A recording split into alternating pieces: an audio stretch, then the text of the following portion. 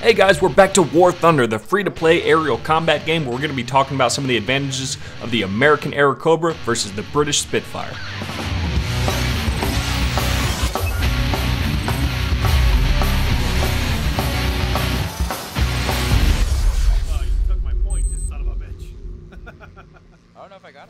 So War Thunder, in my opinion, is one of the best free-to-play games out there right now. It amazes me how fun this game is and how it's just free to play. Is it a pain in the ass to level up if you don't pay for a premium membership? I think a little bit, yes. But as far as the entertainment value that you're going to get for a game that is absolutely free without putting any money into it, it's totally worth it. And by worth it, I mean worth the time downloading it and the space on your hard disk, because it's fucking free. So that's my spiel for the people who haven't gotten this game yet or haven't even heard of this game. For the people that have, one of the things I love about it is going down the your specific country's tree of airplanes. It's like a walk down history. And it's a lot of fun. It's one of those things that I don't think alienates one person from another just because they choose a particular country. I think if you live in Germany, it's very beneficial for you to go down the German tree of planes. You know, it's a walk down your country's history. And it's really enjoyable. Now, one of the things coming down the American tree is the Airacobra. And I wanted to talk about the Airacobra because it's one of the first, what I believe, very strong American airplanes that you can unlock as you're ranking up. And we're going to see its strength right here. This thing has 4 12.7mm Browning machine guns and 1 37mm cannon. All it takes is a split second for those bad boys to line up on its target, and it's just going to crumble to pieces in front of your eyes. It's pretty fun to watch. There's not much that can withstand the firepower of the Airacobra. And you may notice on the Airacobra that I'm using red tracers, which I love these things. And I love them for 2 different reasons. First, it's intimidating as hell to see all that red tracers flying past you. A lot of people freak the fuck out and they end up doing stupid stuff. And it's just cool to see come out of the airplane. So it has a cool factor. But second, I'm trying to get better at historical mode, which is a lot less forgiving than arcade mode, which is what you see here. You have to land to reload. You don't get the lead indicator like you do in arcade mode, so you know where to put your bullets. You have to pay attention to the trajectory, which is what tracers are helping me do. Now, eventually, I think I'll learn the trajectory enough to where I don't need the tracers, but right now, it's doing a lot to help me learn. Now, the Airacobra is having some frustration right now with a lot of people that jump into it because I think they're used to vehicles like the Spitfire. The Spitfire is one of the most popular dogfighting airplanes right now for very good reason. And you can fly the Spitfire as an American, which is kind of unique considering that the Spitfire is a British airplane.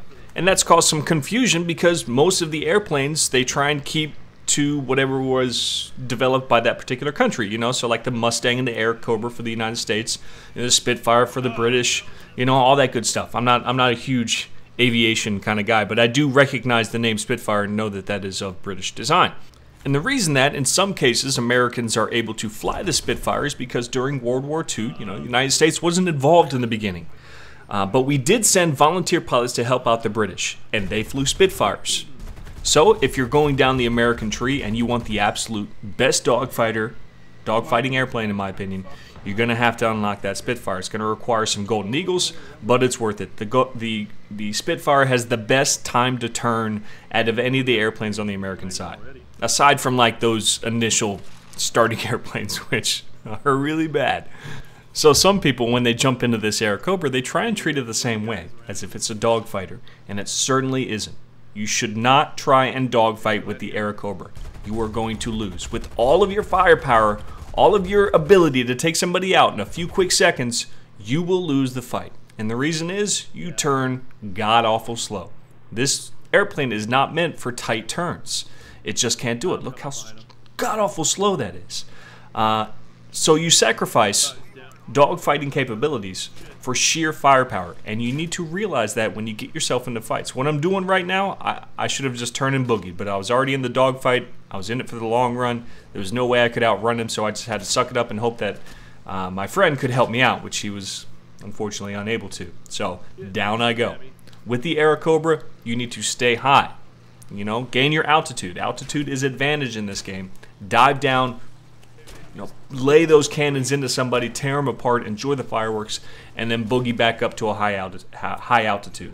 So that is the strength of the Airacobra. That is the way you need to play. You are an executor. You are not a dogfighter. Now here's the Spitfire, and you will see the difference. Now it's not to say that the Spitfire doesn't have some significant firepower, because it certainly does. But versus the Airacobra in a head-on engagement, I would probably turn away as the Spitfire and try and engage him in a dogfight, because I'm going to beat him when it comes to that. I'm going to outturn him, I'm going to outmaneuver him, and I'm going to win solely because of that. Not because I got better firepower, but because I can outmaneuver him and get behind him. And in this game, that means a lot. So when the round first starts, that's when I like to bring out the Airacobra, because all the aircrafts are coming directly head-on at each other, and with the Airacobra's firepower, I'm usually able to take a couple people out in that first little run. But once the fight starts, once everybody starts turning and dogfighting and trying to get positions of advantage and trying to outmaneuver and flank, the Airacobra really starts to see consequence, especially if you get suckered into one of those dogfights.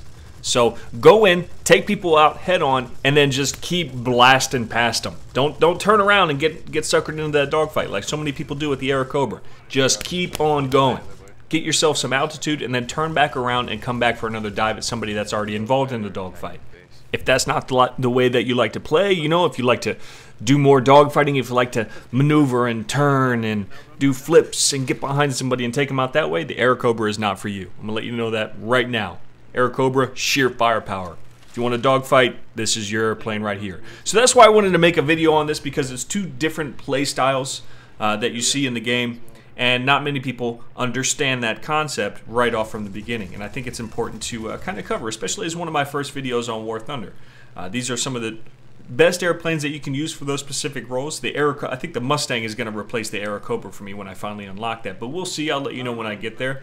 As for some of the beginning airplanes, I think these are two of the most fun for the American side right now. Now, as far as the bombers, I'm going to get into those. I think those are more fun in historical mode than in arcade mode for a couple different reasons, but I'll go over that in another video. Right now, I want to know what you guys think both of this game and of these two aircrafts. If you had to choose between the Airacobra and the Spitfire, which one would you choose and why? But that's all I have for this video. This is Sergeant Merrill, out here.